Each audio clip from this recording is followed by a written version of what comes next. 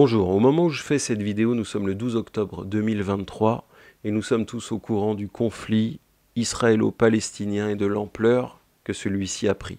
C'est dans cette optique que j'aimerais partager avec vous une direction spirituelle. Le Seigneur m'a donné une indication au niveau de 7 jours. Cela signifie que avant 7 jours, à compter d'aujourd'hui, des décisions politiques et militaires aux conséquences irréversibles vont être prises d'un côté par Israël et ses alliés et de l'autre par la Palestine et ses alliés. Ces actions et ces décisions vont avoir pour résultat que les cœurs vont se verrouiller, s'endurcir et être cadenassés et scellés, de sorte que le conflit israélo-palestinien va basculer dans une dimension inédite en termes de violence, de haine et de rupture, de sorte que cette tension ne redescendra plus d'un pouce. L'heure est grave, l'heure est vraiment très sérieuse. C'est une heure prophétique, c'est une heure d'avertissement prophétique et spirituel, et c'est aussi une heure d'une grande accélération. Nous sommes dans des temps prophétiques aussi bien passionnants que terrifiants. J'aimerais vous partager un verset dans Matthieu 2. À partir du verset 14, Joseph se leva, prit de nuit le petit enfant et sa mère et se retira en Égypte. Il y resta jusqu'à la mort d'Hérode afin que s'accomplisse ce que le Seigneur avait annoncé par le prophète. J'ai appelé mon fils hors d'Égypte. Alors Hérode, voyant qu'il avait été joué par les mages, se mit dans une grande colère et il envoya tuer tous les enfants de 2 ans et au-dessous qui étaient à Bethléem et dans tout son territoire, selon la date dont il s'était soigneusement enquis auprès des mages. Alors s'accomplit ce qu'avait été annoncé par Jérémie le prophète. On a entendu des cris à Rama, des pleurs et de grandes lamentations. Rachel pleure ses enfants et n'a pas voulu être consolée parce qu'ils ne sont plus. Et je vous le dis prophétiquement, nous rentrons dans un temps de larmes et de sang. Ça va couler d'un côté comme de l'autre. Israël va répliquer massivement et le conflit israélo-palestinien va basculer dans une dimension d'horreur inédite jusqu'à présent. Et toutes les décisions et les actions de ses voisins, des alliés de chacun, ne changera rien. L'explosion qu'il y a maintenant au Moyen-Orient va avoir une déflagration sur l'échiquier mondial. L'Europe et l'Amérique vont devoir revoir leur position sur bien des points. Des certitudes vont être profondément ébranlées parce que des esprits de terreur et de meurtre sont répandus, sont en train d'être répandus massivement. Je voudrais vraiment inviter le peuple de Dieu à comprendre ceci. Parce que nous sommes en pleine guerre abrahamique. La descendance d'Abraham, Israël et Ismaël. Le psaume 122 nous dit de prier pour la paix de Jérusalem. Mais j'aimerais vous amener dans la compréhension spirituelle de ce verset. La Bible ne parle pas de paix nationale ou internationale, d'une nation avec une autre. Elle parle de la paix entre le cœur de Jérusalem et le cœur de Dieu. Et c'est pour cela que nous devons prier. Nous devons prier et exercer le ministère de réconciliation que Christ nous a donné, afin que ces deux cœurs soient restaurés. Et pendant ce conflit, il nous faut comprendre que la chair et le sang n'héritent pas du royaume de Dieu.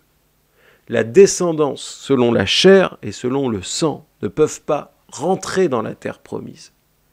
Il faut que l'héritage de l'Esprit conduise le peuple de Dieu en possession de son héritage.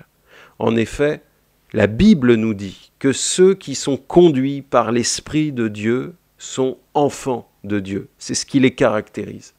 Voilà pourquoi l'Église doit sortir de ces querelles dénominationnelles, se dévêtir de son orgueil et son égoïsme et son autosuffisance, et fléchir le genou et prier pour que Dieu donne la force de supporter et de traverser ces temps extrêmement difficiles qui sont devant nous.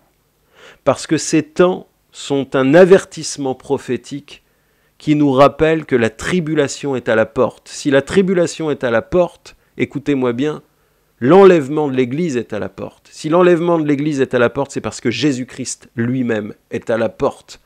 Nous sommes dans un temps d'accélération que personne ne doit éviter de regarder en face, parce que le réveil commence personnellement.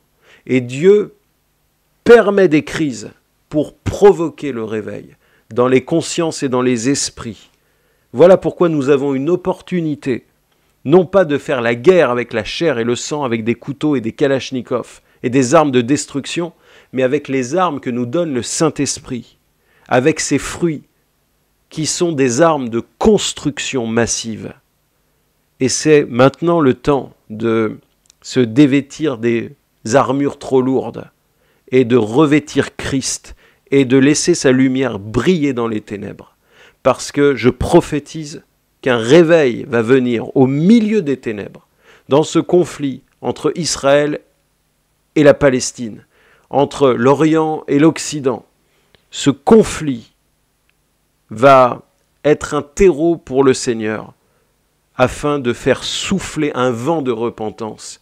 Et un jour vient où, aussi bien en Israël qu'en Palestine et chez tous leurs voisins, le Seigneur va détourner les regards des ténèbres, de la violence et de la haine, et les tourner vers son admirable lumière. Il va y avoir de véritables repentances, parce que Dieu permet ces choses pour nous rappeler que la fenêtre du salut est encore ouverte.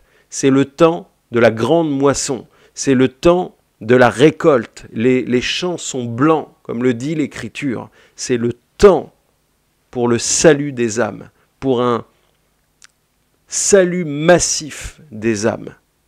Et ne perdons pas cela de vue, parce que les temps sont accélérés, sont courts, et Dieu va nous revêtir par son esprit d'une autorité et d'une audace nouvelle.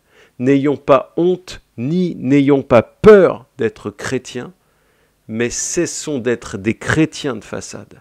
Soyons de véritables enfants de Dieu, avec sagesse et avec autorité, avec amour, pour refléter le caractère que Christ a manifesté et nous a communiqué par son esprit. J'aimerais vous inviter également dans une autre réflexion au sujet d'Armageddon. La parole de Dieu nous parle d'Armageddon comme une vallée où vont se rassembler toutes les nations contre le peuple de Dieu. Et lorsque nous voyons cette coalition et cette frappe commune contre Israël, cela allume forcément cet indicateur, cette alarme spirituelle. Comme s'il y avait un Armageddon avant le véritable Armageddon. Je veux vraiment vous inviter à faire deux choses. Prier pour que soient neutralisés les esprits de meurtre et de terreur qui se répandent partout. Et deuxièmement, prier pour que Dieu donne la force de supporter et de traverser ces épreuves. Je voudrais terminer par ce dernier point très important. Nous sommes en plein conflit, c'est le temps des larmes et du sang, mais l'Esprit du Seigneur dit d'une manière très claire, oui, la tribulation approche, mais c'est lorsque l'on criera paix et repos, c'est à ce moment-là qu'il faudra véritablement s'inquiéter. Que le Seigneur vous bénisse.